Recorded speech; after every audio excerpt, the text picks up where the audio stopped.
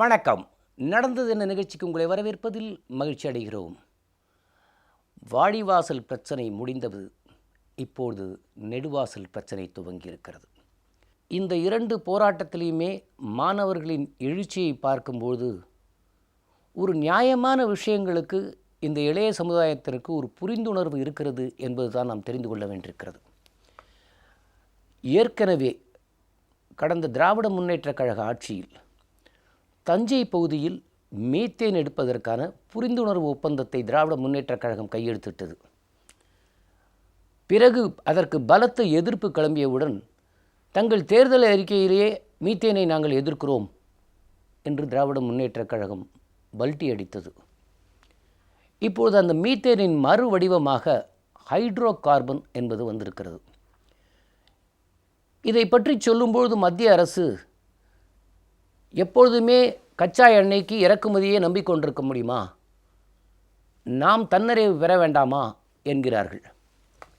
ஆனால் இந்த கச்சா எண்ணெயை எங்கிருந்து பெறுகிறோமோ அந்த நாடுகளெல்லாம் பார்த்தால் அவர்கள் அந்த கச்சா எண்ணெயை எடுப்பது விவசாய நிலங்களில் அல்ல, பாலைவனத்திலிருந்து அதை எடுக்கிறார்கள். ஆனால் இங்கேயோ நாம் விவசாய நிலங்கள் பாழாகிறது. சரி, அப்படியே ஒரு ஆக்கப்பூர்வமாகவே செய்கிறார்கள் என்றாலும் கூட அதற்கு முன்பு அந்த பகுதி மக்களின் அடிப்படை பயத்தை போக்க வேண்டியது மத்திய அரசின் கடமையா இல்லையா? இந்த நெடுவாசல் போராட்டத்தில் உண்மையில் என்னெல்லாம் பிரச்சனைகள் இருக்கிறது, இது பற்றித்தான் இன்று நாம் பேசப்போகிறோம். இது குறித்து நம்முடன் பேசுவதற்காக உலக தமிழர் பேரமைப்பின் தலைவர் திரு பழ நெடுமாறன் அவர்கள் வந்திருக்கிறார்கள். வணக்கம் சார். சார், முதல்ல இந்த ஹைட்ரோ கார்பன் பிரச்சனைக்கு போவதற்கு முன்பு நம்மளுடைய தமிழ்நாட்டு நிலத்தின் பண்புகளை சொல்லுங்களேன். சங்க காலத்திலிருந்து நம்முடைய தமிழர்கள் குறிப்பாக இலக்கியங்களும் தொல்காப்பியம் போன்ற இலக்கணமும் தமிழகத்தை நானிலம் என்று அழைத்தன. 4 நிலங்கள் தான் தமிழகத்தில்: முல்லை, குறிஞ்சி, மருதம், நெய்தல் என்று 4 வகையான நிலங்கள் உண்டு. ஆனால் பாலைவனம் என்பது தமிழகத்தில் இல்லை. அதையுமே சிலப்பதிகாரம் சொல்கிறது. முல்லையும் குறிஞ்சியும் முறைமையில் திரிந்து பாலையாகுமே என்று சொன்னார் இளங்கோவடிகள். முல்லை நிலமும் குறிஞ்சி நிலமும் இயற்கை வளம் குன்றி, அதாவது மழையில்லாமல் போய் வேறு வகையான இயற்கை அழிவுகள் ஏற்பட்டால் அவைகள் பாலைவனமாக மாறும் என்று சொல்லியிருக்கிறார். ஆனால் இன்றைக்கு என்ன நடக்கிறது என்று சொன்னால், நீங்கள் சுட்டி காட்டியதைப் போல அரேபிய நாடுகளில் பாலைவனத்தில்தான் எண்ணெய் எடுக்கிறார்கள். ஆனால் இவர்கள் தமிழ்நாட்டில் வளமான நிலங்களை பாலைவனமாக்கி அதிலிருந்து எண்ணெயும் மீத்தேன் இது போன்ற ஹைட்ரோ கார்பன் வாயுக்களை எடுப்பதற்கு முயற்சி செய்கிறார். ரெண்டுக்கும் அதுதான் வேறுபாடு. இந்த மத்திய அரசு ஏன் தமிழகத்தையே குறிவைக்கிறது? இது போன்ற பிரச்சனைகள் மற்ற மாநிலங்களுக்கு இருக்கிறதா? அதாவது இந்திய அரசின் இப்போதைய கொள்கை என்னவென்று சொன்னால், 2022ஆம் ஆண்டிற்கு பிறகு கச்சா எண்ணெய் இறக்குமதியை 10% குறைத்தாக வேண்டும் என்று மத்திய அரசு கொள்கை ரீதியாக ஒரு முடிவு எடுத்திருக்கிறது. அதற்கு உள்நாட்டில் உற்பத்தியை பெருக்க வேண்டும். வேறு வகையில், கச்சா எண்ணெய் மட்டுமல்ல, வேறு வகையில் எரிபொருள் கிடைப்பதற்கு வழி எடுக்க வேண்டும் என்று அவர்கள் திட்டமிட்டு இதை செய்கிறார். நம்முடைய ஓஎன்ஜிசி, ஆயில் இந்தியா 2 நிறுவனங்கள், மத்திய அரசின் நிறுவனங்கள், நாடெங்கிலும் ஆய்வுகள் நடத்தி எங்கெங்கே ஹைட்ரோ கார்பன் இருக்கிறது என்பதை அவர்கள் ஒரு பட்டியலிட்டார்கள். அதில் மரபு வழி ஹைட்ரோ கார்பன் என்று சொன்னால் எண்ணெய் போன்றவை. மரபு வழி அல்லாத ஹைட்ரோ கார்பன் என்று சொன்னால் மீத்தேன், ஈத்தேன், புரோஃபேன் இது போன்றவைகளெல்லாம் மரபு வழி இல்லாத ஹைட்ரோ கார்பன்கள். இதில் முதல் தரமான ஹைட்ரோ கார்பன் தமிழ்நாட்டில் இருக்கிறது என்பது இந்த ஆய்வின் முடிவில் தெரிய வந்த பிற்பாடு தான் இவர்கள் தமிழ்நாட்டை குறிவைக்க தொடங்கினார்கள். ரெண்டாவது, அவர்கள் என்ன கருதினார்கள் என்று சொன்னால், எடுத்துக்காட்டாக ஒன்றை சொல்ல வேண்டும். நாகாலாந்தில் கச்சா எண்ணெய் பூமிக்கடியில் நிறைய இருக்கிறது என்பது கண்டுபிடிக்கப்பட்டது. இந்திய அரசு சாதாரணமாக ஒரு மாநிலத்தில் கச்சா எண்ணெய் எடுக்கிறார்கள் என்று சொன்னால் 18% மேல் அந்த அரசுக்கு பங்கு கொடுக்க மாட்டார்கள். ஆனால் நாகாலாந்து அரசு, அது ஒரு சின்ன நாடு, நாகாலாந்து சிறிய பூமி, மலைவாசியோடு செய்கிற பகுதி, அவர்கள் என்ன சொன்னார்கள், 80% எங்களுக்கு கொடுக்க வேண்டும், லாபத்தில் 80% கொடுத்தால் தோண்டுங்கள், இல்லாவிட்டால் அனுமதிக்க முடியாது என்று சொன்னார். கச்சா எண்ணெய் ஒன்றும் கெட்டு போகாது, பூமிக்கடியில் எப்போதும் இருக்கும். எப்போது எங்களுக்கு எடுக்கிற வசதி வருகிறதோ நாங்கள் அப்போது எடுக்கிறோம், நீங்கள் எடுக்க வேண்டுமானால் 80% கொடுக்க வேண்டும் என்று சொன்னார். மத்திய அரசு சட்டப்படி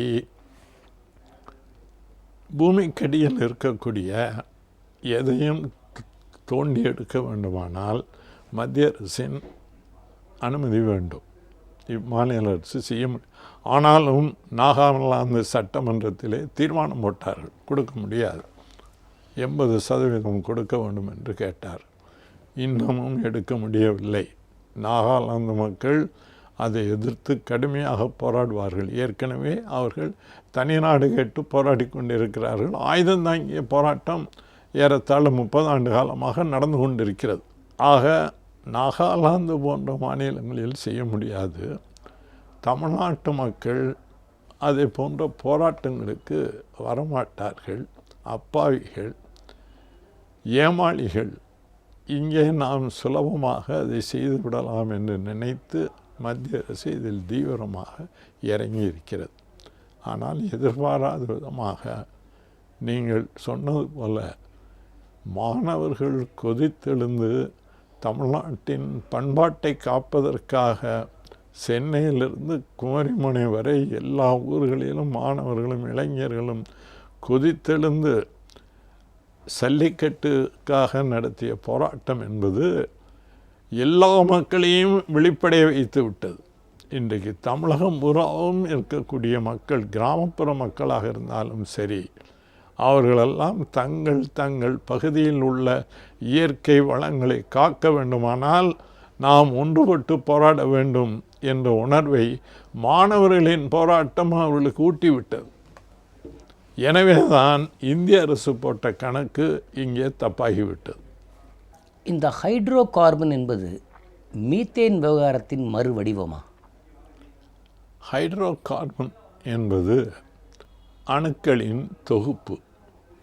அந்த அணுக்களின் எண்ணிக்கை விகிதாச்சாரத்தில் வேண்டுமானால் வேறுபாடு. ஹைட்ரோ கார்பன் என்றால் மீத்தேனும் அதுதான், ஈத்தேன், புரோஃபேன் எல்லாமே அந்த அணு தொகுப்பில் உள்ள விகிதாச்சார வேறுபாடு தான். எல்லாம் ஒன்று தான், எந்த வேறுபாடும் கிடையாது. ஹைட்ரோ கார்பன் அதாவது மாடிஃபைடு ஹைட்ரோ கார்பன் என்று சொன்னால் அது எண்ணெய் இது போன்றவை. மீத்தேன், ஈத்தேன், புரோஃபேன் என்று சொன்னால் அவைகளெல்லாம் மரபு வழி அல்லாத ஹைட்ரோ கார்பன்கள். எல்லாம் ஒன்று தான்.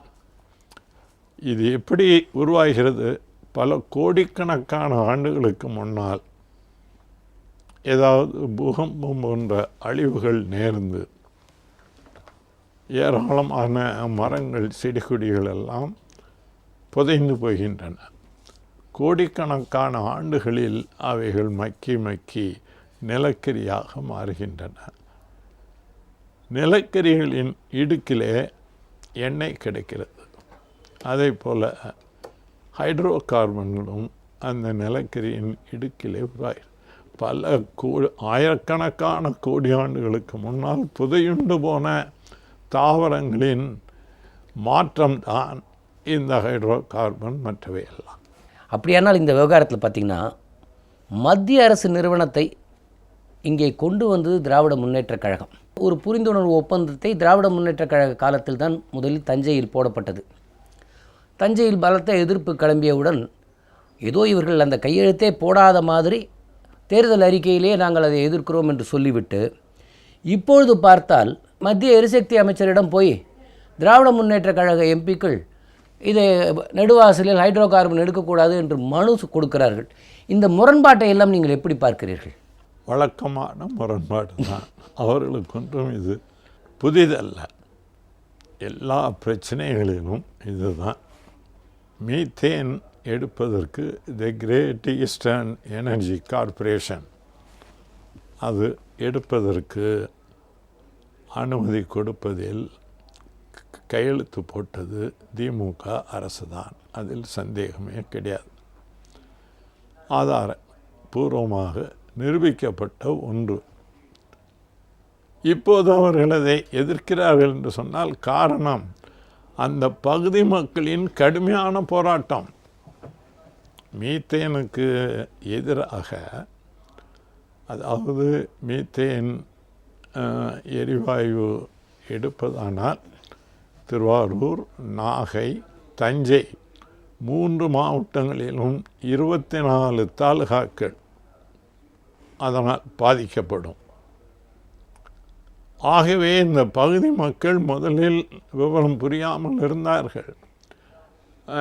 இயற்கை விஞ்ஞானி நம்மாழ்வாரும் பேராசிரியர் ஜெயராமன் அவர்களும் இதை மக்களுக்கு விழிப்புணர்வு ஏற்படுத்தி அந்த பகுதி மக்களை விழிப்படைய வைத்து 3 ஆண்டு காலம் தொடர்ந்து போராடியதன் விளைவாக அதை தடுத்து நிறுத்த வேண்டிய கட்டாயம் இந்திய அரசுக்கு ஏற்பட்டது. இந்த எதிர்ப்பு கிளம்பிய பிற்பாடு தான் அதற்குள் திமுகவும் ஆட்சியில் இல்லை. ஆட்சியில் இருந்தால் அந்த போராட்டத்தை ஒடுக்கியிருப்பார்கள், சந்தேகமே இல்லை. ஆட்சியில் இல்லை என்ற காரணத்தினாலே அவர்கள் இப்போது தாங்களும் அதை எதிர்ப்பதாக காட்டிக்கொள்கிறார்கள். இந்த ஹைட்ரோ கார்பன் எடுப்பதினால் ஏதோ தொழில் வளம் பெருகுவதைப் போல மத்திய அமைச்சர் பேசுகிறார். இதன் உண்மை நிலவரம்தான் என்ன? தொழில் வளம் எப்படி பெருகும்? இதில் எரிவாயு எடுக்கிறார்கள், மீத்தேனோ புரோபேனோ எடுக்கிறார்கள். ஆனால் இந்த எரிவாயுவை என்ன செய்ய போகிறார்கள்? அங்கேயே தொழிற்சாலைகளை தொடங்கி எரிவாயுவை பயன்படுத்தி தொழில்களை ஆரம்பிக்கப் போகிறார்கள் என்றால் இல்லை. இவற்றை குழாய்கள் மூலம் பெங்களூருக்கும் எண்ணூரிலிருந்து மதுரை வரைக்கும் எரிவாயு குழாய்கள் பதிக்கிறார்கள். எங்கே பதிக்கப் போகிறார்கள் என்று சொன்னால் சாலையோரங்களில் இருக்கிற இடங்களில் வழியாக கொண்டு போகலாம். அது அல்ல, எரிவாயுவை கொண்டு போவது சாலை வழியாக கொண்டு போவதானால் சுற்றி வளைத்து போக வேண்டியிருக்கும். நேரடியாக கொண்டு போக வேண்டுமானால் என்ன செய்ய வேண்டும்? விவசாயிகளின் நிலங்களின் வழியாக கொண்டு போகலாம். விவசாயிகளுக்கு ஒன்றும் ஆபத்தில்லை என்று சொல்கிறார்கள். இந்த நிலத்தை அடியில் புதைக்கப்படுகிற எரிவாயுவிலிருந்து கசிவு ஏற்படுமானால், எண்ணெய் கொண்டு போனால் எண்ணெய் கசிவு ஏற்படுமானால் அந்த நிலம் பாழ்பட்டு போகும். இந்த குழாய் போகிற வழியில் இருக்கக்கூடிய அத்தனை கிணறுகளும் மூடப்படும். அந்த கிணற்றுக்குள் கசிவு ஏற்பட்டுமானால் அந்த கிணற்று நீர் கெட்டு போகும். ஆக மொத்தத்தில் இந்த குழாய் போகிற வழிபுறாமல் இருக்கக்கூடிய விவசாயிகளின் வாழ்வாதாரம் பெரும் பாதிப்புக்கு உள்ளாகும். இதையெல்லாம் கொஞ்சமும் யோசிக்காமல் மக்களை ஏமாற்றி விடலாம் என்று நினைக்கிறார்கள். பூமிக்கடியிலே தான் குழாய் போகிறது, ஒன்றுமில்லை என்று சொல்கிறார்கள். நரிமணத்தில் பெட்ரோல் எடுப்பதற்கு தொடங்கினார்கள். என்ன நடந்தது? நாகை மாவட்டம் நரிமணத்தில் பெட்ரோல் எடுத்ததன் விளைவாக கசிவு ஏற்பட்டு ஆயிரக்கணக்கான ஏக்கர் நிலங்கள் பாழ்பட்டு போயின. இவர்கள் அங்கே ஆழமாக துறப்பணை செய்து அதிலிருந்து எண்ணெய் எடுப்பதற்கு செய்த முயற்சியின் விளைவாக அங்கே கடல் நீர் நிலத்துக்குள் புகுந்து விட்டது. நல்ல நிலங்கள் எல்லாம் ஒப்படைத்து போயின, நிலங்கள் பாழ்பட்டு போயின. அந்த விவசாயிகள் இன்னமும் இழப்பீடு கூட பெற முடியாமல் போராடி கொண்டிருக்கிறார்கள். கிடைக்கவில்லை. நாசமாகிற திட்டம் இது. இதே மீத்தேன், ஹைட்ரோ கார்பன் போன்ற எரிவாயுக்கள் தமிழ்நாட்டில் இருப்பதை விட தமிழ்நாட்டை ஒட்டி உள்ள கடற்கரையில் 3 மடங்கு அதிகமாக இருக்கிறது. இவர்கள் கடலில் இருந்து துறப்பணை செய்து அதிலிருந்து எடுக்கலாம். அது செலவு அதிகமாகும் என்ற காரணத்தினாலே விவசாயிகளின் அடிமடியில் கை வைக்கிறார். தனியார் நிறுவனங்களுக்கு பெரும் லாபம் இருக்கிறதா? இந்த மீத்தேன் ஹைட்ரோ கார்பன் விவகாரங்களுக்கு பின்னணியில் ஏதாவது வியாபார சூதும் தெரிகிறதா உங்களுக்கு? இருக்கிறது.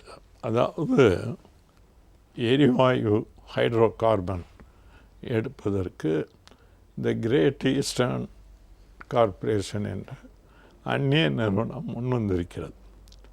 அவர்கள் முதலீடு 3600 கோடி மட்டுமே. ஆனால் 2 லட்சம் கோடி ரூபாய் பெருமான எரிவாயுவை எடுத்து ஏற்றுமதி செய்ய போகிறார்கள். எவ்வளவு லாபம் கிடைக்கிறது அவர்களுக்கு? எப்படி இந்த லாபம் கிடைக்கிறது? தமிழ்நாட்டு விவசாயிகளின் வாழ்வாதாரத்தை அழித்து அவர்களின் நிலங்களை பாழ்படுத்தி அவர்களை அனாதைகளாக்கி அல்லது அவர்களை இடம்பெயர செய்து அகதிகளாக்கி ஒரு அந்நிய நாட்டு நிறுவனம் இதை அள்ளி கொண்டு போகப் போகிறது. இது யாருக்கு லாபம்? ஒரே ஒரு ஈஸ்ட் இந்தியா கம்பெனியை இந்தியாவுக்குள் விட்டதின் விளைவாக இந்த நாடே அடிமைப்பட்டு போனது. அவன் கூட இப்படிப்பட்ட சுரண்டல் வேலைகளை செய்யவில்லை. அவன் காலத்திலும் ஹைட்ரோ கார்பன் பூமிக்கடியில் இருக்கத்தானே செய்தது.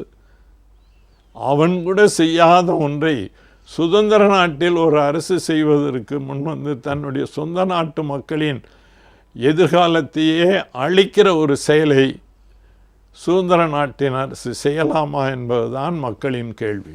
இந்த திட்டம் குறித்து மத்திய அரசு ஒரு அறிக்கை வெளியிட்டிருக்காங்க. அந்த அறிக்கையில் பார்த்திங்கன்னா, தமிழ்நாட்டில் நெடுவாசல், புதுச்சேரி யூனியன் பிரதேசத்தில் உள்ள காரைக்கால் ஆகிய இடங்களில் செயல்படுத்தப்பட்டுள்ள இந்த ஹைட்ரோ கார்பன் திட்டத்தின் 1000 மீட்டர் ஆழத்திற்கும் கீழே இருந்துதான் ஹைட்ரோ கார்பன் எடுக்கப்படுகிறது. இதற்காக சிமெண்டான வளையம் பயன்படுத்தப்படுகிறது. இதனால் மேல் பகுதியில் இருக்கும் நிலத்தடி நீர் பாதிக்கப்படாது. இறக்குமதியே நம்பி இருக்காமல் நம் நாட்டிலே கச்சா எண்ணெய், எரிவாயு போன்றவற்றின் உற்பத்தியை அதிகரிக்கும் நோக்கத்தில் தான் எடுக்கிறோம் என்று மத்திய அரசு ஒரு அறிக்கை கொடுத்திருக்கிறதே, இதை நீங்கள் எப்படி பார்க்கிறீர்கள்? மத்திய அரசின் இந்த அறிக்கை மக்களை ஏமாற்றுவதற்கான ஒரு அறிக்கை. நானே போய் பார்த்தேன். நெடுவாசல் பகுதியில் நான் போய் பார்த்தேன். இவர்கள் சோதனைக்காக குழாய்கள் போட்டிருக்கிறார்கள். அதை சுற்றி சிமெண்டும் பூசியிருக்கிறார்கள். அந்த குழாயிலிருந்து எண்ணெய் கசிந்து சோதனை குழாயை மூடியிருக்கிறார்கள். மூடப்பட்ட சோதனை குழாயிலிருந்து எண்ணெய் கசிந்து பக்கத்தில் உள்ள நிலங்களிலெல்லாம் பரவி அந்த நிலங்கள் பூராவும் கெட்டு போயிருக்கிறது. ஒரு சோதனை குழாய் போட்டால் குறைந்தபட்சம் 5 ஏக்கரிலிருந்து 7 ஏக்கர் வரை நிலம் பாழ்பட்டு போகும். நானே நேரில் பார்த்தேன். பார்த்து விட்டு வந்துதான் நான் இதை சொல்லுகிறேன். பல இடங்களில் குழாய்களை போட்டு எடுப்பார்கள். எத்தனை 1000 ஏக்கர் நிலங்கள் பாதிக்கப்படும்? எவ்வளோ பெரிய பாதிப்பு இந்த மக்களுக்கு ஏற்படும்? அது மட்டுமல்ல, இந்த ஹைட்ரோ கார்பன் என்கிற எரிவாயுவை எடுக்கிற அந்த நிறுவனம் 32 ஆண்டுகளில் தொடங்கி 40 ஆண்டுகள் வரை எடுக்கும். ஓராண்டு அல்ல, 40 ஆண்டுகள் வரைக்கும் எடுக்கும். அதில்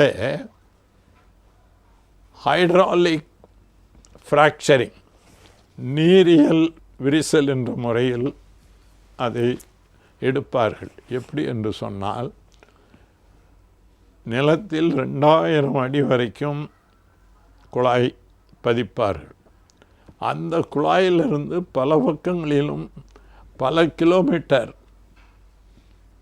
தூரத்திற்கு, குறைந்தபட்சம் 2 கிலோமீட்டர் தூரத்துக்கு பல்வேறு குழாய்கள் செல்லும். இந்த குழாய்களின் வழியாக அவர்கள் வேதியியல் கரைசலை செலுத்துவார்கள். வேதியியல் கரைசல் உள்ளே போய் கீழே பதிக்கப்பட்டிருக்கிற குழாய்கள் வழியாக பரவி நிலக்கரிகளை துண்டு துண்டாக்கும், உடைக்கும். உடைக்கும்போது இடுக்கில் இருக்கக்கூடிய அந்த ஹைட்ரோ கார்பனை உறிஞ்சி எடுப்பார்கள். ஆனால் நிலத்துக்குள் செலுத்தப்படுகிற வேதியியல் கலவையில் 30% குறையாமல் அங்கேயே தங்கிவிடும். அது பல எதிர்விளைவுகளை ஏற்படுத்தும், நிலத்தில் பல விளைவுகளை ஏற்படுத்தும். இவர்கள் நிலக்கரி படிமங்களை எல்லாம் உடைத்து தான் இடுக்கில் இருக்கக்கூடிய ஹைட்ரோ கார்பனை எடுக்க வேண்டும். எடுக்கும்போது நிலக்கரி படிமங்கள் உடைக்கப்படுவதனால் பூமியின் அழுத்தம் குறையும், கீழே இறங்கும் பூமி. தஞ்சை சமவெளி பகுதி உங்களுக்கு தெரியும். சோழர்கள் காலத்தில் கட்டப்பட்ட பிரம்மாண்டமான ஆலயங்கள் அங்கே தான் இருக்கின்றன. இதுக்கு மையம் இந்த ஹைட்ரோ கார்பன் எடுக்கிறதுக்கு, மீத்தேன் எரிவாயு எடுப்பதற்கு மத்திய பகுதியான மன்னார்குடியில் இருக்கக்கூடிய ராஜகோபாலசாமி கோயில் உங்களுக்கு தெரியும். எவ்வளோ பெரிய பிரம்மாண்டமான ஒரு கோயில்.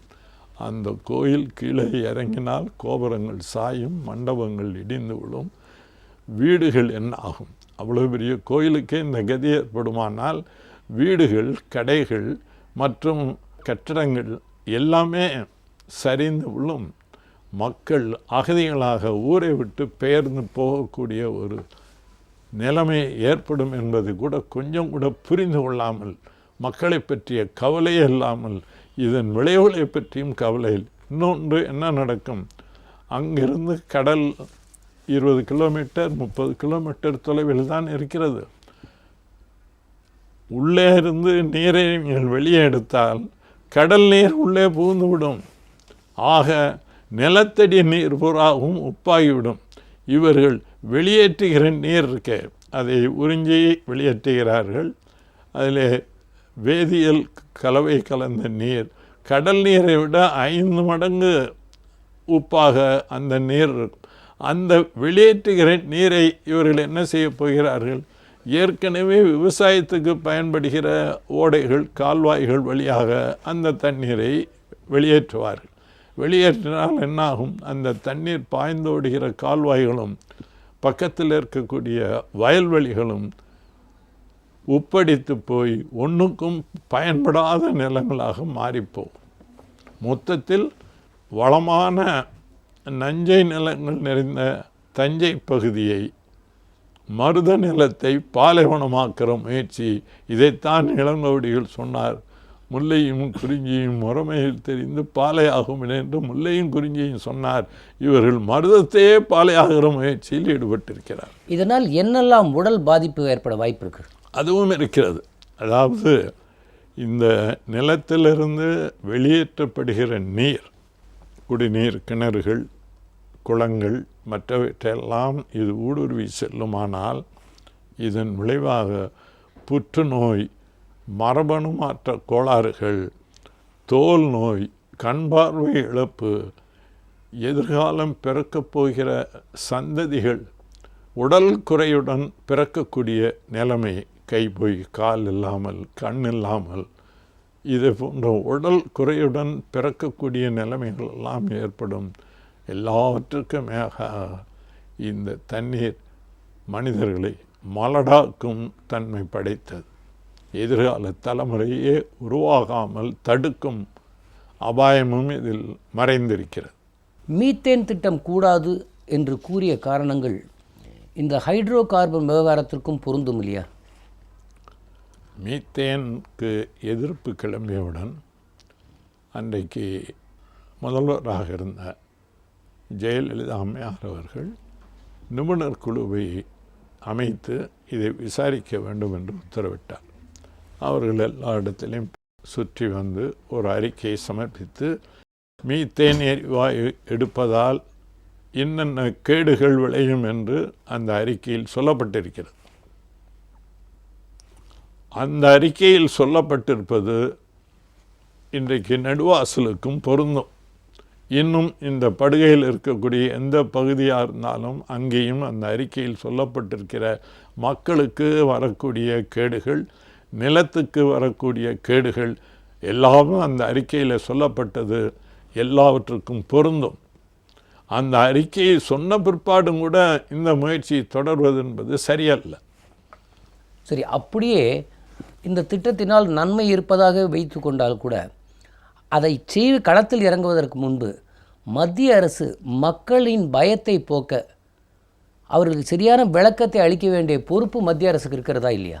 நிச்சயமாக இருக்கிறது. இந்த திட்டம் அல்ல, எந்த திட்டமாக இருந்தாலும் மக்களிடம் ஆராய வேண்டும். மக்களை கூட்டி உங்கள் ஊரில் இப்படி ஒரு திட்டம் நாங்கள் வகுத்திருக்கிறோம், உங்கள் கருத்து என்ன என்று கேட்க வேண்டியது மரபு.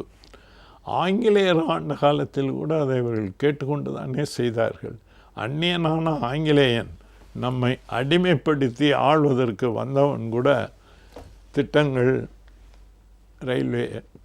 ரயில் கொண்டு வந்தார்கள் என்று சொன்னால் வழிநெடுக மக்களை கேட்டார்கள். அதற்கென்று குழுக்கள் அமைத்தார்கள். அதிகாரிகள் கொண்ட குழு அந்தந்த பகுதி மக்களை சந்தித்து கேட்டு, ரயில் பாதை வருகிறது, இதனால் உங்களுக்கு இடையூறு ஏதேனும் ஏற்பட்டால் அதுக்கு நஷ்டஈடு தருவோம், இதில் ஏதாவது உங்களுக்கு பாதிப்பு வருமானால் அந்த பாதிப்பை போக்குவதற்கு என்னென்ன செய்வோம், விளக்கம் கொடுத்து தான் ரயில் பாதையவே அமைத்தார்கள். ஆங்கிலேயனுக்கு இருந்த இந்த பொறுப்புணர்வு கூட இன்றைக்கு இருக்கக்கூடிய அரசுக்கு சிறிதளவு கூட இல்லை என்பது ரொம்ப வேதனை தரத்தக்கது. மக்களை மதியாத மதோன்மத்த போக்கு இது. ஹைட்ரோ கார்பன் திட்டத்திற்கு அதிக செலவாகும் என்பதால் தான் தனியாருக்கு விடுகிறோம் என்று மத்திய அரசு கூறுகிறது. இதை பற்றி எப்படி பார்க்கிறீர்கள்? அதாவது ஒரு சேமநல அரசு இப்படிப்பட்ட சிந்தனையே கூடாது. ஒரு சேமநல அரசாக இருக்குமானால் மக்கள் நலனை மனதில் கொள்ள வேண்டும். இரண்டாவதாக, அந்நியர்கள் நம்முடைய நாட்டின் வளங்களை சூறையாடுவதற்கு அனுமதிக்கக்கூடாது. ஜவஹர்லால் நேரு அவர்கள் பிரதமராக இருந்தபோது ஏன் அவர் தொழில்கள் அத்தனையும் அவர் மத்திய அரசே தொடங்க வேண்டும் என்று சொன்னார். கனரக தொழில் அனைத்தையுமே மத்திய அரசே தொடங்கியது. அதை அந்நியருக்கு கொடுத்திருக்கலாமே. பிலாய் இரும்பு தொழிற்சாலை எப்படி வந்தது? ரஷ்ய நாட்டின் உதவியுடன் நம்முடைய அரசுக்கு சொந்தமாக. நெய்வேலி நிலக்கரி திட்டம் எப்படி வந்தது? ரஷ்ய அரசு தொழில்நுட்ப உதவியை மட்டும் பெற்றுக்கொண்டு மத்திய அரசு தொடங்கியது அதை. இப்படி எத்தனையோ திட்டங்கள். அதே போல் இதை இந்திய அரசே செய்தால் அதில் வரக்கூடிய ஆதாயம் இந்திய அரசுக்கு கிடைக்கும். ஆனால் இந்த திட்டத்தினால் இந்திய அரசு ஆதாயம் பெற்று அதை மக்களுக்கு பயன்பட வேண்டும் என்று அவர்கள் கருதவில்லை. மாறாக வெளிநாட்டு பெரும் தொழிலதிபர்களை ஊக்குவிப்பதற்காக, அவர்கள் நம்முடைய நாட்டை சுரண்டுவதற்காக அவர்கள் இதற்கு வழிகோலுகிறார். இதை போன்ற தீங்கான திட்டங்களை இந்திய அரசு கூட செய்யக்கூடாது. அது தவறானது. வேண்டுமானால் கடலில் செய்யலாம். அவர்கள் கடலில் துறப்பனை போட்டு அதிலிருந்து எடுக்கலாம், எண்ணெய் எடுக்கலாம், எல்லாம் எடுக்கலாம். அந்தமான் தீவை சுற்றிலுள்ள கடல் புறாவும் பெட்ரோலியம் இருக்கிறது என்பதற்கு இந்திய அரசே சொல்லுகிறது. ஏன் அங்கே எல்லாம் செய்யவில்லை நீங்கள்? ஏன் வளமான பூமியை காலங்காலமாக விவசாயிகள் வேளாண்மை செய்து அவர்களுக்கு வேறு வழியில்லாமல் அந்த நிலத்தை வைத்து கொண்டு வாழ்க்கை நடத்துகிறவர்களின் வாழ்வாதாரத்தை அடியோடு அழிப்பதற்கான திட்டங்களை நீங்கள் செய்வது எதற்காக? அதுவும் அந்நியர்கள் நம்முடைய வளங்களை சுரண்டுவதற்கு அனுமதிப்பது எதற்காக? அப்படியானால் நீங்கள் இந்த நாட்டை அந்நியர்களிடம் அடகு வைக்கிறீர்கள் என்பது தானே பொருள். அதற்கு 3600 கோடி முதலீடு செய்து ஒருவன் 2 லட்சம் கோடி ரூபாய் பெருமான ஆதாயத்தை அடைவதற்கு உதவி செய்வீர்களானால் இந்த அரசு சேமநல அரசா? நிச்சயமாக இல்லை. ஒட்டுமொத்த நாட்டின் நலனுக்காக ஒரு மாநிலம் தியாகம் செய்யலாம் என்று பாஜக கட்சியினர் சொல்லுகிறார்கள். இதை பற்றி நீங்கள் எப்படி பார்க்கிறீர்கள்? அதாவது 14ஆம் லூயி மன்னனும் ஜார் மன்னனும் என்ன குரலில் பேசினார்களோ அந்த குரலில் தான் இந்த பொன்மொழி புறப்பட்டிருக்கிறது. அவர்கள் மக்களை மதிக்கவில்லை, மக்களின் நலனை ஜார் மன்னனும் 14ஆம் லூயியும் கருதவில்லை. அதனால் தான் பிரெஞ்சு புரட்சியும் ரஷ்ய புரட்சியும் வெடித்து கிளம்பின. இவர்களின் இந்த பேச்சு என்பது ஒரு பெரும் புரட்சியை உருவாக்கக்கூடிய ஒரு பேச்சு. ஒரு இந்தியாவின் நலனுக்காக ஒரு மாநிலத்தை தியாகம் செய்ய வேண்டுமானால், ஒரு மாநிலத்தின் நலனுக்காக பாஜக கட்சியவே தியாகம் செய்வதற்கு மக்கள் தயாராகி விடுவார்கள் என்பதை அவர்கள் எண்ணி பார்க்கவில்லை. இதே போன்ற பேச்சு என்பது பொறுப்பற்ற, அகங்காரம் நிறைந்த, மமதை நிறைந்த பேச்சாகும். காற்றாலை புனல் மூலம் எரிசக்தி கிடைக்கும்போது இந்த ஹைட்ரோ கார்பன் எடுக்கும் திட்டம் ஏன்? நம்முடைய நாட்டில் சூரிய ஒளி நிறைய இருக்கிறது, அளவுக்கு மீறி இருக்கிறது. சூரிய ஒளியை பயன்படுத்தி மின்சாரம் உற்பத்தி செய்யலாம், காற்றாலைகளை பயன்படுத்தி மின்சாரம் உற்பத்தி செய்யலாம். நார்வே போன்ற நாடுகள் ஆண்டில் 7லிருந்து 8 மாதங்கள் சூரிய ஒளியே படாத பூரா பனிமயமாக இருக்கு. அவர்கள் கூட காற்றாலை மின்சாரம், சூரிய ஒளி மின்சாரத்தை உற்பத்தி செய்கிறார். நார்வே நாட்டுக்கு நான் சென்றிருந்த போது அதை நான் பார்த்தேன். அவர்கள் என்னிடம் என்ன சொன்னார்கள் என்று சொன்னால், சூரிய ஒளி எங்களுக்கு வருஷத்தில் 3 அல்லது 4 மாதங்களுக்கு மேலே கிடைப்பதில்லை.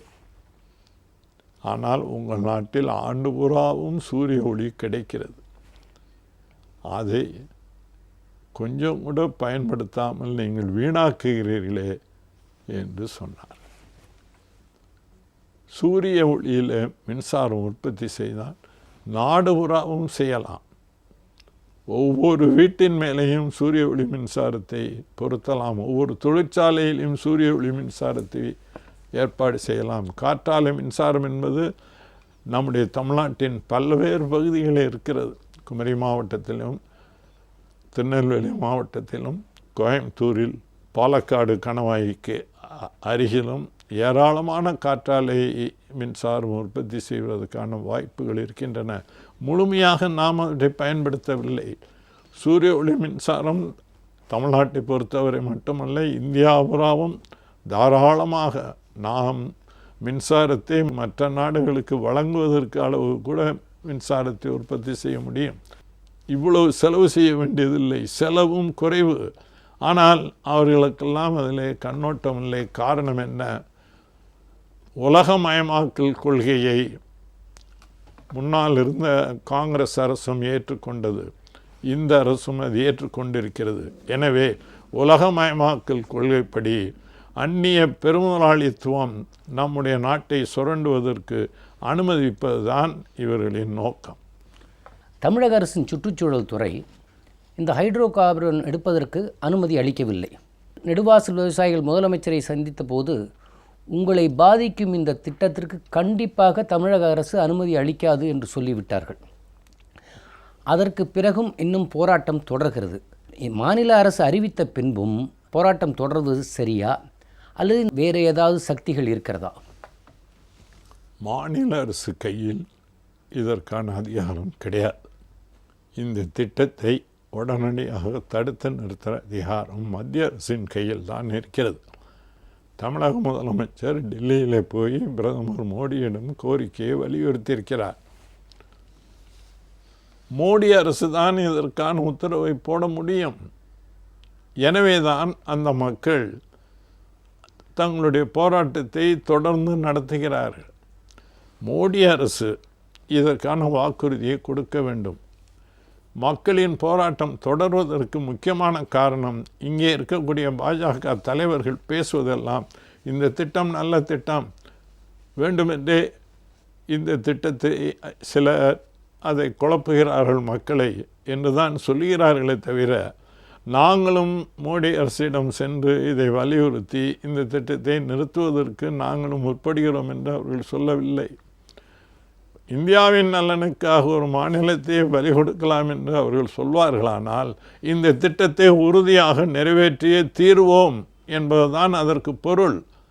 இப்படி பாஜகவை சேர்ந்த தலைவர்கள் இப்படி பேசும்போது மக்களுக்கு எப்படி நம்பிக்கை வரும்? ஆகவே தான் அவர்கள் தொடர்ந்து போராடுகிறார். தமிழக அரசும் அவர்களுடன் சேர்ந்து மத்திய அரசுக்கு அழுத்தம் கொடுக்க வேண்டும். மக்களும் தமிழக அரசும் இணைந்து இந்த திட்டத்திற்கு எதிராக ஒன்றுபட்டு நிற்கிறார்கள் என்ற நிலை வறுமை. ஆனால் மத்திய அரசு வேறு வழி இருக்காது, பணிய வேண்டிய நிலைமை ஏற்படும். வளர்ச்சி திட்டங்களுக்கெல்லாம் முட்டுக்கட்டை போடுகிறார்கள். இப்படி ஒரு கேள்வி வருகிறதே, இது பரிசீலிக்கப்பட வேண்டிய கேள்விதானா? வளர்ச்சி திட்டங்கள் என்றால் எது வளர்ச்சி திட்டம்? எடுத்துக்காட்டாக சொல்கிறேன். மேற்கு நோக்கி ஓடுகிற ஆறுகளை வீணாக கடலில் கேரள மாநிலத்தில் மட்டும் 3000 டிஎம்சி தண்ணீர் வீணாக கடலில் போய் விழுகிறது, அந்த மக்களுக்கு பயன்படாமல். அந்த நீரில் ஒரு 200 டிஎம்சி நீரை, 3000 டிஎம்சி நீரில் 200 டிஎம்சி நீரை கிழக்கே திருப்பி தமிழ்நாட்டிற்கு கொண்டு வந்தால் பல லட்சம் ஏக்கர் பாசன வசதி பெறும் என்று சொல்கிறோம். இது வளர்ச்சி திட்டம். இதை நிறைவேற்றுவதற்கு மத்திய அரசு முன்வரவில்லை. நர்மதா நதிக்கரையிலிருந்து தாமிரபரணி வரை உள்ள தென்னக நதிகளை எல்லாம் இணைக்க வேண்டும் என்ற திட்டம் நீண்ட நெடுங்காலமாக நம்மால் வலியுறுத்தி வருகிற திட்டம். இது வளர்ச்சி திட்டம். இதை நிறைவேற்றுவதற்கு மத்திய அரசு முன்வரவில்லை. ஆனால் மீத்தேன் திட்டம் வளர்ச்சி திட்டமா? வளர்ச்சி திட்டம் என்பது இருக்கிற நிலைமையிலிருந்து வளர்வது. மீத்தேன் திட்டம் இருக்கிற இதிலிருந்து அழிவது, நம்மை அழிப்பதற்காக செய்யப்படுகிற முயற்சி. இது எப்படி வளர்ச்சி திட்டமாகும்? அவர்கள் பார்ப்பது பெருமுதலாளிகளுக்கான வளர்ச்சி. இது சாதாரண ஏழை எளிய மக்களுக்கு, ஏழை விவசாயிகளுக்கான வளர்ச்சி அல்ல. இது அந்நிய பெருமுதலாளிகளுக்கான வளர்ச்சி திட்டம். இது அதைத்தான் அவர்கள் வளர்ச்சி திட்டம் என்று அவர்கள் கருதுகிறார்கள். நாம் அப்படி கருத முடியாது. என்றைக்கு ஒரு பாமர மனிதன், ஒரு ஏழை எளிய மனிதனுக்கு ஒரு திட்டம் பயன்படுகிறதோ அதுதான் வளர்ச்சி திட்டமாக இருக்க முடியும். இறுதியாக ஒரு கேள்வி. இப்பொழுது மாநில அரசு அனுமதி கொடுக்க முடியாது என்று சொல்லிவிட்டது. மத்திய அரசு இப்போது உறுதியாக நாங்கள் செய்யப்போகிறோம் என்றால், மாநில அரசை மீறி அந்த மாநிலத்தில் மத்திய அரசு அந்த ஹைட்ரோ கார்பனை எடுக்க முடியுமா? நிச்சயமாக முடியாது. அந்த மக்கள் அதற்கு எதிராக இருக்கும் வரையிலும் இந்திய அரசு தன்னுடைய அதிகாரத்தை செலுத்தினாலும் இராணுவத்தை கொண்டு வந்து நிறுத்தினாலும் ஒருபோதும் இந்த திட்டத்தை நிறைவேற்றுவதற்கு மக்கள் அனுமதிக்க மாட்டார்கள். இதை டெல்லியில் இருப்பவர்கள் உணர வேண்டும். உணர மறுப்பார்களே ஆனால் எரிமலை வெடிப்பது போல தமிழகத்திலே பெரும் புரட்சி வெடிக்கும் என்று அவர்களை நான் எச்சரிக்க விரும்புகிறேன். அதாவது இந்த நெடுவாசல் போராட்டம் சில காலங்களுக்கு முன்பு தஞ்சை மக்களை இந்த மீத்தேன் மிரட்டியது. இப்பொழுது ஹைட்ரோ கார்பன் என்ற புதிய வடிவத்தில் ஒரு பயமுறுத்தல் வந்திருக்கிறது. தங்களுடைய இயற்கை வளங்களை பாதுகாக்க வேண்டும் என்று இப்பொழுது மாணவர்கள் கூடியிருக்கிறார்கள், போராடுகிறார்கள். மாணவர்கள் போராட்டம் ஒரு பக்கம். ஆனால் சிலர் இந்த ஹைட்ரோ கார்பனின் விளைவுகள் என்ன என்று தெரியாமல் கூட இருக்கிறார்கள். இதையெல்லாம் தெளிவாக நேயர்களுக்கு மத்திய அரசின் நோக்கம் என்ன, இந்த ஹைட்ரோ கார்பன் எடுப்பதினால் ஏற்படக்கூடிய விளைவுகள் என்ன, அதனால் வரக்கூடிய சுகாதார பிரச்சனைகள் என்ன என்பதையெல்லாம் நேயர்களுக்கு சொல்ல வேண்டும் என்பதற்காக உங்களை அழைத்தோம். உங்கள் நேரத்தை எங்களோடு பகிர்ந்து கொண்டதற்காக மிக்க நன்றி. வணக்கம். நன்றி, வணக்கம். நேயர்களே, மீண்டும் நடந்தது என்ற நிகழ்ச்சியில் நாம் சந்திப்போம்.